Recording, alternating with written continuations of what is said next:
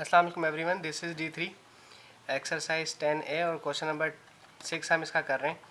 कोई जॉनी भाई हैं शायद, जॉन भाई साहब हैं। उन्होंने कुछ डिसाइड किया है, फैसला किया है कि वो कुछ कलर करेंगे इसके ऊपर। मतलब सही है, ठीक है, अच्छा है, फैंस को कलर कर रहे हैं, अच्छी बात है। अच्छा, प्रॉब्लम यह है कि हमने निकालना है पहले इसका एरिया शेडेड रीजन का। अच्छा, शेडेड रीजन का एरिया निकालेंगे। देखें, ये सर्कल भी शेडेड है और ये आपका जो चिप्स टाइप का है, ये जो स्क्वायर है, ये भी शेडेड है, ठीक है ना। ये पूरा शेडेड रीजन है इस तरह से। अच्छा, मैं एक काम करता हूँ कि मैं पहले ये लाइन थी ना, डॉटेड लाइन, ये काम की थी मेरे, ठीक है। इसको मत नज़रअंदाज कीजिएगा। पहले मैं इस पूरे रेक्टेंगल का एरिया निकालता हूँ, ठीक है। इस रेक्टेंगल का एरिया है length multiply by breath plus ये यहाँ से लेके यहाँ तक मैंने पूरा ले लिया, ठीक है, शेडेड पूरा ले लिया। अब रह गया आपका जनाब सिर्फ ये मैं ले चुका हूँ। ये जो नीचे का सर्कल है मैंने ले लिया इसके अंदर, ठीक है, एडिड है ऑलरेडी इस रेक्टेंगल के अंदर। अब चाहिए मुझे सिर्फ ये आधा सर्कल। आधे के लिए लगाते हैं हम 1/2 यानी कि पाई आर स्क्वायर। ये पूरा होता है और मुझे चूँकि आधा चाहिए, मैं इसलिए 2 से डिवाइड करवाऊँगा, ठीक है। अब हम इसकी वैल्यूज़ पुट करते हैं। लेंथ और ब्रेथ तो है 4 × 5, ठीक है। कैसे, ये 4 है, ये भी 4 है, ये 5 है, ये भी 5 है, तो 4 × 5 हो गया। प्लस पाई, रेडियस कितना है देखें, ये 4 मीटर है, ये भी 4 मीटर है, 4 मीटर का आधा 2 मीटर होता है। सो 2 का स्क्वायर और divide by 2।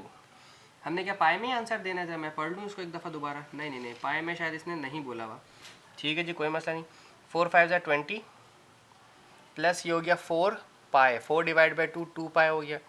So 22/7 multiply by 2 2 ज़ा 4/2, 2 1 ज़ा 2, 2 2 ज़ा 4, 44/7। चेक कर लेते हैं कितना बन रहा है 44/7। अच्छा जी, कैलकुलेटर कहाँ है? Here it is.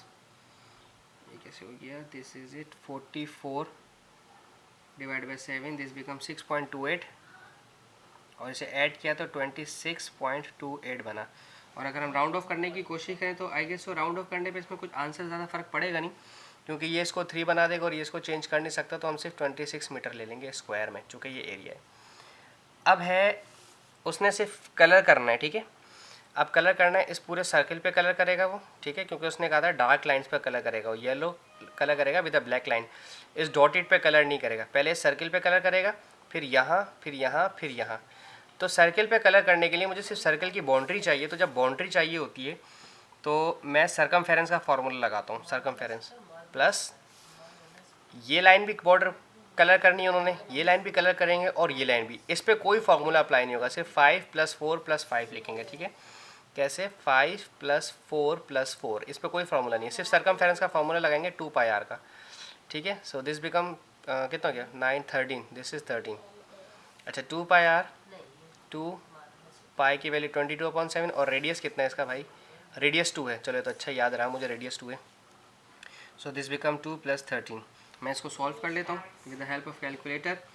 सो मेरे पास है 2 पाई और 2, तो 12.56 + 13, तो 25.56 आ रहा है। और मैं इसको अगर राउंड ऑफ करूँगा तो ये 25.56 को राउंड ऑफ करूँ तो ये 26 बन जाएगा, ठीक है, 26 मीटर, ठीक है जी। तो ये हमारा, अब इसको क्या लिखेंगे? 26 metre should he will paint. ये जो इतना एरिया है, ये भाई साहब जो है, जॉन भाई साहब, ये पेंट करेंगे, ठीक है। This metre he will paint. तो बस इसमें मतलब डिस्क्रिप्शन वगैरह लिखने की ज़रूरत होती नहीं है, जब जिस सवाल में मांगा जाता है डिस्क्रिप्शन हम उसी में देते हैं। तो ये तो बहुत छोटा सा सवाल था और बहुत ईजी भी था। थैंक यू सो मच, अल्लाह हाफिज़।